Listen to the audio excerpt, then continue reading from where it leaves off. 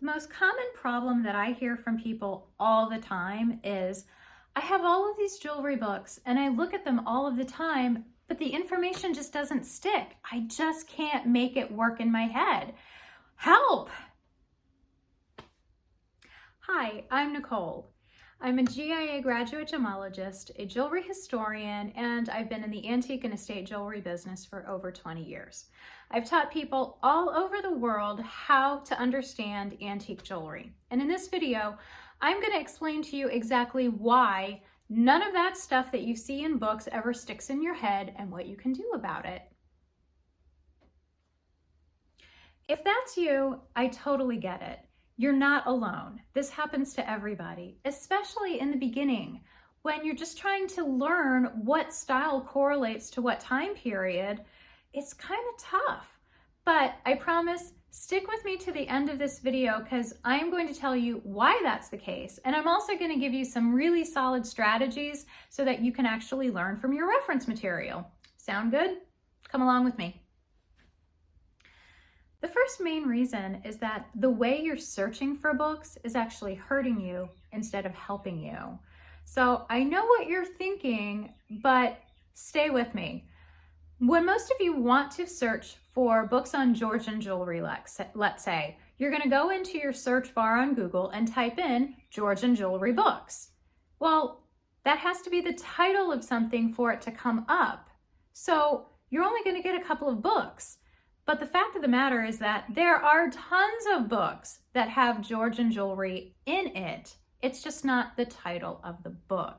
So you can't just search for one specific thing. You have to search, you have to be more general in your searches. So that's the first thing that's hurting you. So just be more general in your searches. Type in antique jewelry or antique jewelry books or vintage jewelry books. Now you also have to be very careful about how you use these words because different parts of the world have different meanings for different things. So for instance, vintage doesn't necessarily mean what it means in America and other parts of the world.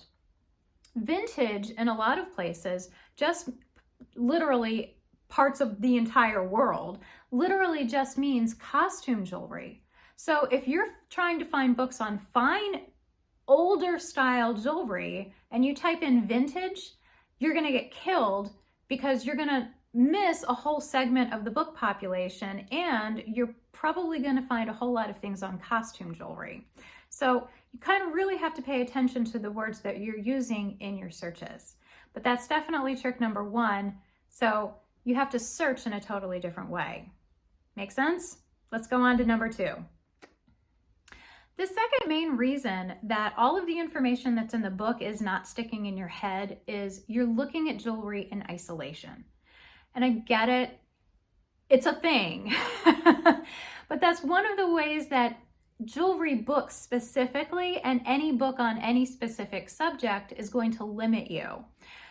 They're all kind of written like that. So you're going to get a book on watches and you're going to get a book on jewelry, and you're looking at jewelry instead of looking at other things like the watches of the time period, the styles of the time period, the clothing of the time period. What did other art look like in the same time period? Because jewelry is a form of wearable art.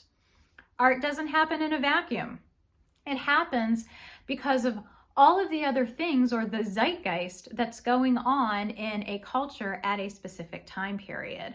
So if you really want to understand jewelry, you have to stop looking at jewelry in isolation and start looking at jewelry in its broader context of everything else that's happening at the time period. So for instance, let's say that you want to learn about Art Deco jewelry, because who doesn't? Art Deco jewelry, I always call the gateway drug to antique jewelry. It's like we all stumble into antique Art Deco jewelry and we're like, oh yeah, that's awesome. Give me more of that. And then we just kind of keep going backwards and backwards through the centuries because it's all just so fascinating. So let's say that you're in the gateway drug of antique jewelry and you're studying Art Deco. You want to know all about Art Deco. I have this crazy, ridiculous book on all Art Deco. This is going to go through pottery. It's going to go through furniture. It's going to go through clocks. It's going to go through like every decorative thing in the Art Deco period. So if you want to learn the style of something, learn the whole style, the whole big kit and caboodle, because it really is a whole big kit and caboodle. It's not isolated just to jewelry. So that's the second thing. Stop looking at jewelry in isolation. All right, you ready for number 3? This is the simplest trick that I can tell you, and it takes discipline. It takes getting all of the I need to see the pretty pictures out of your system first so that you can go back to a section. And I don't mean the whole book, I mean a section. Take Art Deco. Go to the section of the book that just has Art Deco and ask yourself, what do these things have in common? That's it. What do these things have in common? And actually write it down. I've created cheat sheets for myself that go through decade by decade by decade by decade, from the 1800s all the way to now. And that's how I figured out all of this stuff, is that you have to actually say to yourself, are there patterns in what I'm seeing? If so, what are those patterns? And write them down. And trust me, it is far easier to recognize patterns than it is to try to memorize dates. So stop looking at something and don't look at a picture and think, okay, 1928, 1928, 1928. You are just gonna freak yourself out. Stop. It's far easier to recognize patterns than it is to memorize dates. So stop memorizing dates. Just look at patterns, and it's so easy.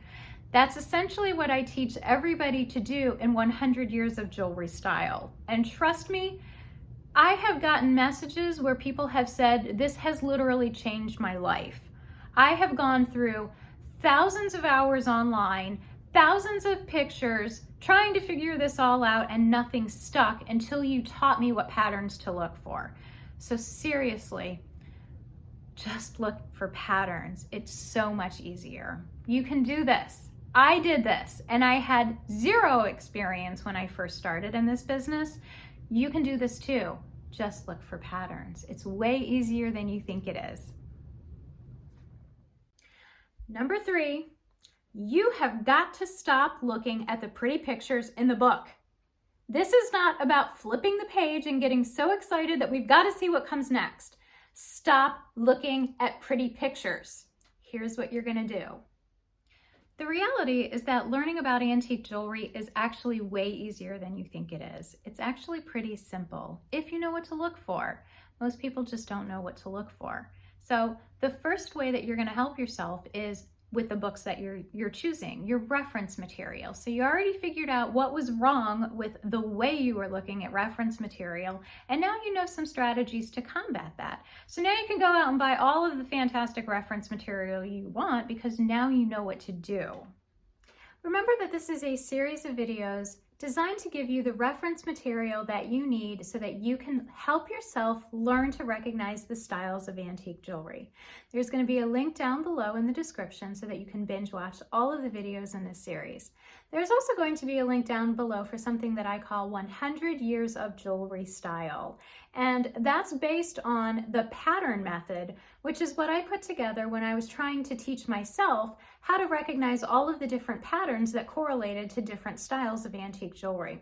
So I walk you through 100 years, decade by decade by decade, of all of the key components and the key patterns that you need to make recognizing the style of something instantaneous rather than a struggle. Now, if that sounds intriguing, then there's going to be a link down below, and what 100 Years of Jewelry Style is designed to do is to help you spot mistakes before you make mistakes. And when it comes to buying antique jewelry, we all know how important that is, don't we? I will see you in the next video.